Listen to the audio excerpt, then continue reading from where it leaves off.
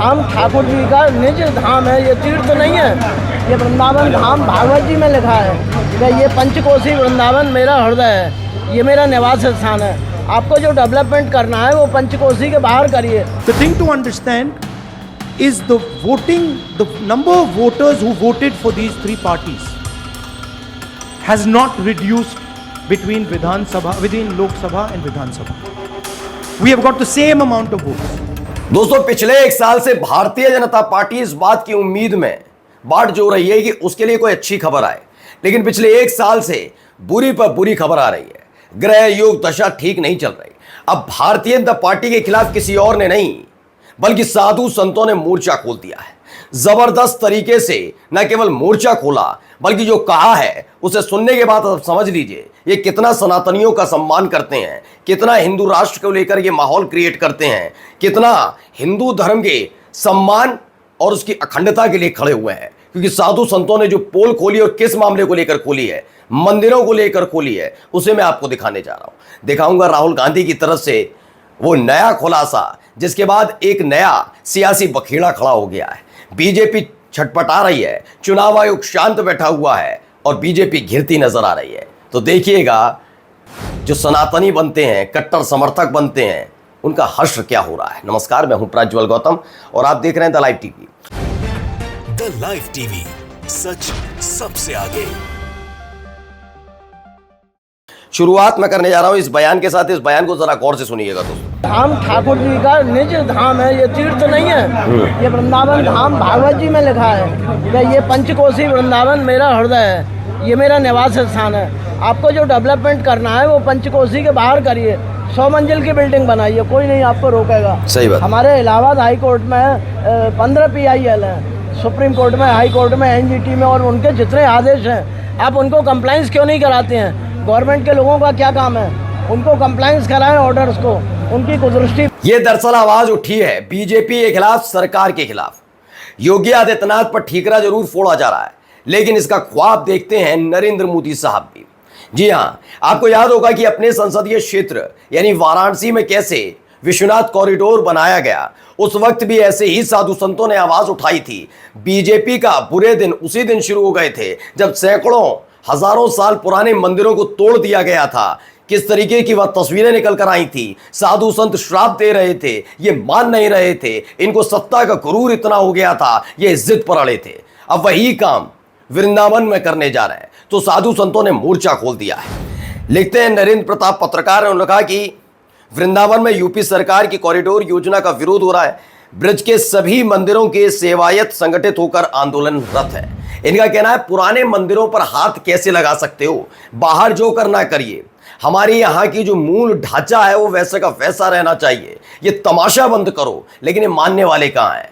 अब देख लो सनातनियों, देख लो कट्टर समर्थकों, कैसे पुराने मंदिरों को लेकर कार्रवाई की जा रही है और साधु संत विरोध कर रहे हैं। कम से कम अब तो सामने आओगे, या पिछली बार की तरह शंकराचार्य ने जैसे आवाज उठाई थी तो शंकराचार्य के पीछे पड़ गए थे, तो ऐसे साधु संतों को भी गाली बकोगे।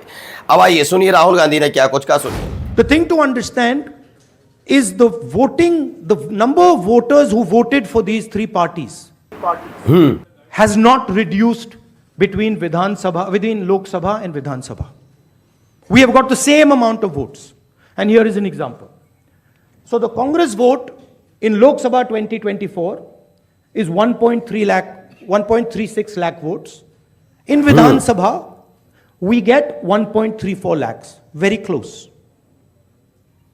35,000 new voters are added. बताइए, 35,000 वोटर ऐड हो जाते हैं।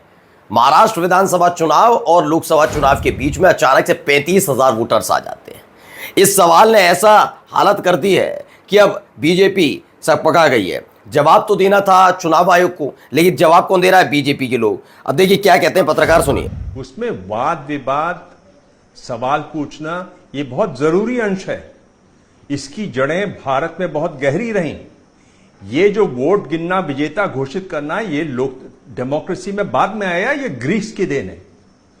और पिछली बार भी जो मैंने कहा, उसके बाद लोगों ने कहा आप राहुल गांधी की हमेशा बहुत तीखी आलोचना करते हैं। मुझे लगता है कि राहुल गांधी ने ये जो लेख लिखा, ये एक बहुत अच्छी शुरुआत है। क्योंकि यहां पहली बात जो पार्लियामेंट में भी नहीं होता, उन्होंने आंकड़े देकर एक के बाद एक सिलसिलेवार अपनी बात कही है। डिटेलिंग मुझको हर चीज की बहुत पसंद है। अब बताए डिटेलिंग हुई है, लेकिन जवाब कौन देगा? जवाब नहीं देना। बीजेपी के नेता कल खड़े हो जाएंगे। देखिए अब यहां पर भी एक सवाल है। देखिए गर्मा जी, सबसे पहले तो ये समझना पड़ेगा कि ये चिट्ठी किसी आम आदमी ने नहीं लिखी है, बल्कि ये लीडर ऑफ अपोजिशन ने लिखी है। और लीडर ऑफ अपोजिशन एक तरीके से कॉन्स्टिट्यूशनल पोजीशन है।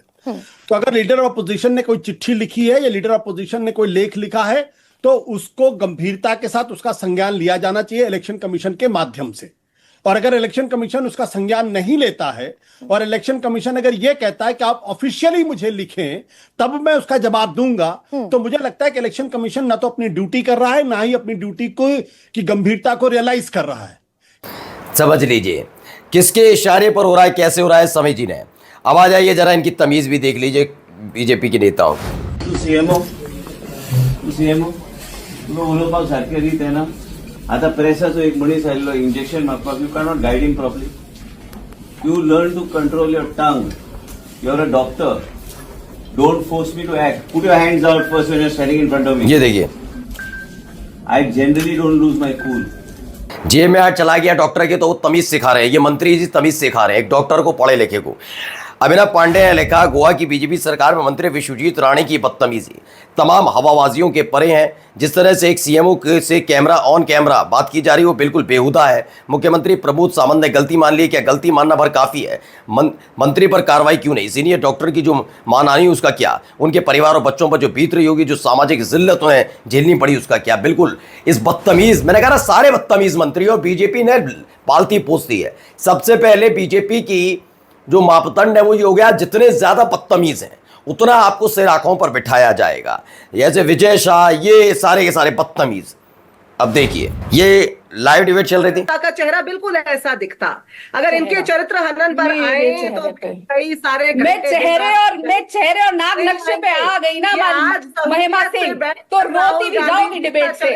अभी देखना इन जैसे लोग जो कल तक चक्कर लगाते थे 24 अकबर रोड के, छोड़िए उस पर। मैं 24 अकबर रोड पे चक्कर लगाती थी, मैं आपकी तरह गेट के बाहर नहीं खड़ी रहती थी। देखिए मानक जी, यहाँ पे तथ्यों पे बात करें, कौन सारी क्या करता था। अब समझिए इस खेल को, क्या हुआ है।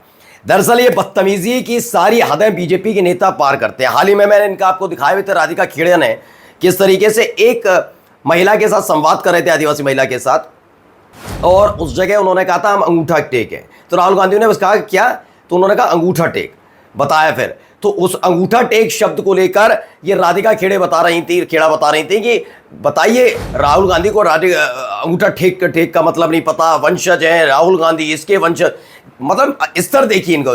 मतलब मैंने कहा था ना वैचारिक दरिद्रता कितनी है, तो उसी की ग्रसित है। अब इनको इन्हीं की भाषा में कांग्रेस की प्रवक्ता ने जैसे ही जवाब दिया तो कहने लगे तथ्यों पर आइए। अब एक एक करके इनके नंबर लग रहे हैं सबके। अब आइए इनको भी देखिए। न्यूज़ 24 सम्राट चौधरी लिखते हैं, राहुल गांधी को लोकतंत्र की समझ नहीं है। ओहो, क्योंकि उनके दादा पंडित जवाहरलाल नेहरू अंग्रेजों की गुलामी करके प्रधानमंत्री बने थे। इस बेशर्म आदमी को शर्म तक नहीं है। किसकी कौन गुलामी करके क्या हुआ था, जैसे आदमी को इतिहास नहीं पता। खैर मैं इनसे भी क्या उम्मीद रखूं, ये जिनके वरदहस्ती में जो आदमी चुनाव न लड़ा हो, सम्राट चौधरी ने चुनाव न लड़ के एमएलसी बन के, उस आदमी से क्या कहा जाए, कौन किसकी चाटुकारिता करके क्या क्या पद हासिल कर रहा है। खैर आगे, अगर राहुल गांधी सच में लोकतंत्र में विश्वास रखते हैं तो वे बार बार चुनाव प्रक्रिया और संस्थाओं पर सवाल नहीं उठाते। मैंने कहा बिल्कुल सही जगह चोट राहुल गांधी ने की है। पूरी बीजेपी बिलबिला उठी है, बौखला उठी है, इनकी हालत खराब हो रही है। चुनाव आयोग जिसे जवाब देना चाहिए वो जवाब नहीं दे रहा, वो डरा सहमा बैठा है। इधर देखिए बीजेपी के नेता बौखलाए हो रहे हैं। नमस्कार। द लाइव टीवी, सच सबसे आगे।